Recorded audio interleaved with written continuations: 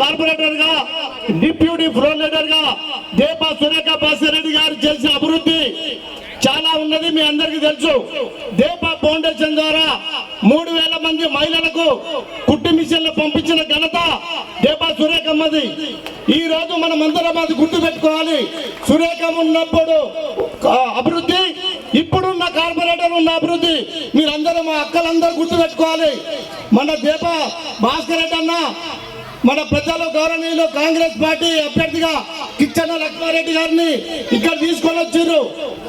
కిచ్చన్న లక్ష్మారెడ్డి గారి ప్లేస్ లో దేపా భాస్కర్ రెడ్డి అన్న ఉండనుకొని మా అక్కలందరూ చేతి గుర్తు మీద ఓటేసి అన్నకు గెలిపించి ఈ మహేశ్వరం నియోజకవర్గంలోని రామకృష్ణాపురం డివిజన్ లో అత్యధిక మెజార్టీ కాంగ్రెస్ పార్టీ తీసుకొస్తేనే మన అన్నకు గౌరవం దక్కుతుందని చెప్పేసి సందర్భంగా తెలియజేస్తా ఉన్నాను.